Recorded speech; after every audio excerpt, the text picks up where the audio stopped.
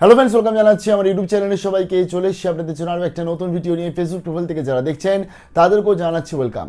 দেখুন, 2026 সালের যে 21শে জুলাই তৃণমূলের যে শহীদ স্মরণে তারা যে স্মরণ সভা করে থাকে, যদিও সেটা স্মরণ সভা না, সেটা রাজনীতি সভা হয়ে থাকে, সেই সভা নিয়ে কিন্তু সবার মধ্যে প্রচুর উৎসুক রয়েছে। এর কারণ কী কী কারণে সেগুলো বলছি, বাট এখানে আমার একটা প্রবাদ যেটা সব থেকে প্রথমে মনে পড়ে যাচ্ছে, যে কারোর পৌষ মাস কারোর সর্বনাশ। কারণ এই যে 21শে জুলাই হতে চলেছে, এটা আলটিমেটলি একটা হাসির খোরক হতে চলেছে প্রত্যেকটি মানুষের কাছে, বেশিরভাগ মানুষের কাছে।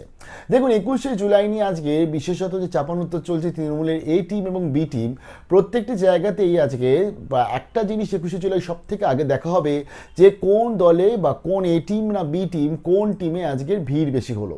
এবং সেই ভিড় বেশি হলো যেখানে, সেই রেসপেক্টেই মাপকাঠি করা হবে এবং সেখানেই দেখা হবে যে তাহলে জনতা কি তার সাথে রইল। এখানে আরও একটা প্রশ্ন চলে আসছে, জনতা থাকলেই অর্থাৎ ভিড় থাকলেই তারা কি কোনোদিন আর ভোটে জিতবে? এটাও একটা প্রশ্ন।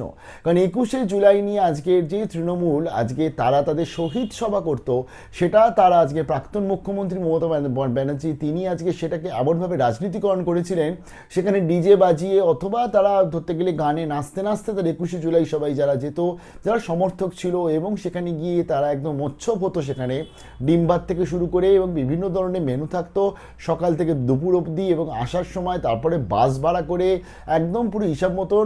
21শে জুলাই মানে হচ্ছে, এমনও দেখেছি আমরা আলিপুর জুতে অর্থাৎ চিড়িয়াখানাতে গিয়ে লাইন লেগে যেত যে 21শে জুলাই কলকাতাতে এসছি, একটু চিড়িয়াখানায় বাঘও দেখে নিই।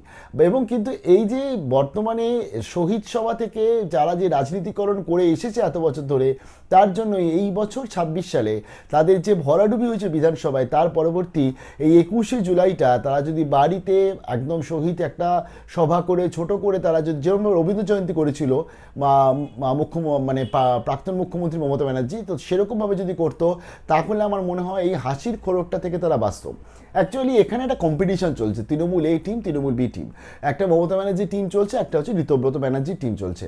এবং এই দুটো টিমের মাঝখানে আজকে 21শে জুলাই যারা যারা টিভির পর্দায় সবাই চোখ রাখবে, তারা কিন্তু ওই হাসিটা দেখার জন্যই চোখ রাখবে। কেন বলছি আমি? কারণ সেখানে আজকে শহীদ সভা থেকে তারা যেভাবে তৃণমূলীকরণ বা রাজনীতিকরণ করে ব্যাপারটাকে এমনভাবে ঘুরিয়ে দিয়েছিল, তো এখানে কিন্তু আলটিমেটলি সেদিনকে যে সিরিয়ালে যেটা হয় না, যে হট করে একজনের একটা বউ রয়েছে আর একটা বউ চলে এলো, বা হাজব্যান্ড ছিল, হাজব্যান্ড নদীর জলে হারিয়ে গেল, এই যে একটা ক্লাইম্যাক্স থাকে, তো এরকম একটা কিছু কিন্তু ঘটনা ঘটতে চলেছে 21শে জুলাই। তাই এই বছর 21শে জুলাইটা কারোর সর্বনাশ কারোর পৌষ মাস, এটা একদম পুরোপুরিভাবে বলা যায়। পৌষ মাস বলতে কাদের? বিরোধী যারা ছিল, বর্তমানে যারা শাসক দল অর্থাৎ বিজেপি, বা অন্যদিকে আজকে বিরোধী রয়েছে যারা সিপিএম, এবং যারা আজকে কিন্তু এই 21শে জুলাইতে বিভিন্ন ধরনের যে কর্মসূচি হতো সেই নিয়ে তারা বিভিন্নভাবে তারা আজকে তাদের বক্তব্য রাখতো, এবং তারা কিন্তু একটা ধরতে গেলে হালকা মুচকি হাসি, সবাই 21শে জুলাই নিয়ে হাসছে অলরেডি, এবং 21শে জুলাই আরও বেশি করে সবাই হাসবে। তাই এই যে তৃণমূলের যে বর্তমানে পতন, এবং সে পতন শুরু হয়েছে, সেখানে গিয়ে কফিনের যে লাস্ট পেরেক বলে না, সে লাস্ট পেরেক এই 21শে জুলাই পড়তে চলেছে এই দলটার অন্তত। কারণ আপনি একটা জিনিস দেখবেন, আজকে বা তৃণমূল এ বা তৃণমূল বি টিম, ধরুন ঋতব্রত ব্যানার্জি, তারা অধীনস্থ এখন বিধায়ক অনেক রয়েছে বলে তাদের মেবি তাদের যে দলটা তাদের যে হবে শহীদ সভা বা প্লাস তাদের রাজনীতি, আলটিমেটলি নিজেদের পরিচয় তারা দেবে, বক্তব্য তারা রাখবে ভারী ভারী। তো যদিও সে বক্তব্য শুনতে কতটা মানুষ ইন্টারেস্টেড, এটাও একটা বড় প্রশ্ন। তো সেখানে যদি আজকে লোক বেশি হয়ে যায়, তাহলে সবাই বলবে কি, মমতা ব্যানার্জি যে আলটিমেটলি বা মানুষের জনগণের ভোট হারিয়েছে, আস্থাও হারিয়েছে, এখন মানুষের লোক হয় না। আবার যদি ধরুন আজকে মমতা ব্যানার্জির সভাটা বেশি লোক হয়ে যায়, তাহলে বলবে যে তৃণমূলে বি টিম এসছে ঋতব্রত ব্যানার্জির অধীনস্থ, যতই তারা অনুব্রত মণ্ডল থেকে শুরু করে বড় বড় বা মদন মিত্রকে নিয়ে আসুক, কালারফুল মদন মিত্রকে নিয়ে আসুক, আলটিমেটলি মমতা ব্যানার্জি যেরকম ছিল সেরকমই রয়েছে। তো এই যে দুটোর মধ্যে একটা সামঞ্জস্য এবং দুটোর মধ্যে একটা কম্পিটিশান, এটা দেখার জন্য 21শে জুলাই কিন্তু টিভির নজরে সবাই থাকবে, আমরাও থাকবো, আপনারাও নিশ্চয়ই সেই হিসাবে রয়েছেন। আর তার সাথে তো প্রচুর রিলস মিমস চলেই আসবে, কারণ আমাদের যিনি নেত্রী ছিলেন, মুখ্যমন্ত্রী যিনি ছিলেন, প্রাক্তন মুখ্যমন্ত্রী, তিনি এমন এমন কিছু কথা এমন এমন সময় বলে ফেলে, যেখান থেকে তো প্রচুর পরিমাণে হাসির খোরক এমনিতেই বেরিয়ে যায়। তবে এই ক্ষেত্রে এই দুটো এই যে দল এবং তাদের যে দুটো দল বলছি, বাট তারা আলটিমেটলি সব তৃণমূল যেটা বলছে তারা, তো সেখানে দাঁড়িয়ে এদের দরকার ছিল এই বছরের শহীদ সভাটাকে বা শহীদ স্মরণটাকে এমনভাবে ছোট করে করা, যাতে তাদের আলটিমেটলি মান সম্মানটুকু অন্তত থাকে। বর্তমানে এমন একটা সিচুয়েশন এসে দাঁড়িয়েছে, মান সম্মান থাকবে কিনা এটা একটা বড় প্রশ্ন। আর একটা বড় ব্যাপার হচ্ছে লোকের ভিড়। দেখুন আমরা দেখেছি 21শে জুলাইতে মেট্রো করে, টেম্পো করে, বাসে করে তাদেরকে কিন্তু নিয়ে যাওয়া হচ্ছে, আনন্দে নাচতে নাচতে গান বাজিয়ে নিয়ে যাওয়া হচ্ছে, এবং সেখানে গিয়ে তাদের একটা মানে ধরতে গেলে খাওয়া দাওয়া পার্টি প্রোগ্রাম সব কিছু হচ্ছে, প্লাস তারা বক্তব্য শুনছে, আবার তারা ফিরে চলে আসছে, কারণ যেতে হবেই। কারণ যেহেতু সেই সময় সেই দলটা ছিল এবং সেই দলে যারা পার্টি করতো তাদেরকে তো বাধ্যতামূলকভাবে তাদের যেতে হবে, অঞ্চল থেকে যেতে হবে, মিউনিসিপ্যালিটি থেকে যেতে হবে, এবং এটা মনে হয় টার্গেটও দেওয়া থাকতো যে তোমার মিউনিসিপ্যালিটি, তোমার যে কাউন্সিলর বা যে প্রধান আছে তাকে বলা থাকতো তুমি যদি লোকরা নিয়ে আসতে পারো তাহলে তোমাকে টিকিট দেওয়া হবে না। মেবি একটা এরকম কিছু ছিল, তার জন্যই বস্তা ভরে ভরে ম্যাটাটো ভরে ভরে তারা নিয়ে যেত আলটিমেটলি মানুষজন। কিন্তু সেই মানুষজন তো আর যাবে কিনা সব থেকে বড় প্রশ্ন এখন।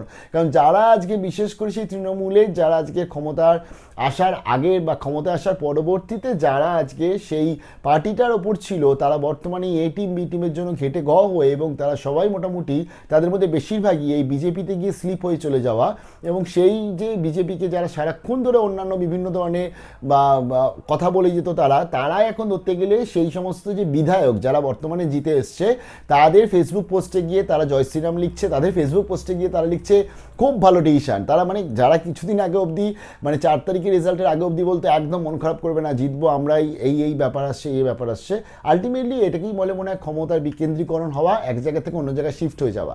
তাই তারা সেই সমস্ত মানুষ তো মনে হয় না আর যাবে। আর যে সমস্ত মানুষরা যাবে বা যে সমস্ত মানুষরা সত্যিকারের সেই পার্টিটাকে ভালোবাসতো তাদের মধ্যে কিছু সংখ্যক মানুষ নিশ্চয়ই যাবে, বাট তাদেরও মাথা অনেকটা হেড হবে এই 21শে জুলাইতে যে মিমসগুলো তৈরি হবে, বা 21শে জুলাইতে এই যে টানাটানি বা উত্তেজনা এবং এই যে বৈষম্য এবং এই যে কম্পিটিশান, একটা আনহেলদি কম্পিটিশান, এটা কোনোভাবেই হেলদি নয়, একদম আনহেলদি কম্পিটিশান মুখে তারা পড়বে। অর্থাৎ যারা ওই উঁচু মানে বড় মাপের যারা নেতা নেত্রী রয়েছে, অভিষেক ব্যানার্জি, মমতা ব্যানার্জি, এদের কিন্তু কিছু ফারাকও আসবে না। এদের কিছু আলটিমেটলি একদিন দুদিন শুনবে, পরবর্তী তারা আবার ফেসবুক লাইভ করে বলবে যে আমার লোক আসতে দেয়নি, ট্রেন আটকে দিয়েছে, বাস আটকে দিয়েছে, তার জন্য আমাদের দেরি হয়েছে, তার জন্য আমাদের লোক হয়নি, এরকম কিছু না কিছু বক্তব্য চলে আসবে। বা পরবর্তীতে আবার রাজ্য রাজনীতিতে কিছু হলে তারা ফেসবুক লাইভ করে তারা প্রতিবাদ জানাবে, সব কিছু বলবে। এর মধ্যে সবথেকে বড় ফাঁসবে যেটা হচ্ছে, যেটা হাসির খোরাক হয়ে দাঁড়াবে, যারা তৃণমূল করতো, তৃণমূলকে যারা ভালোবাসতো, যারা বিশেষ করে তাদের মধ্যে যে সমস্ত সংখ্যক মানুষরা যাবে 21শে জুলাই, সব থেকে বড় হাসির খোরাক কিন্তু তারা হয়ে দাঁড়াবে।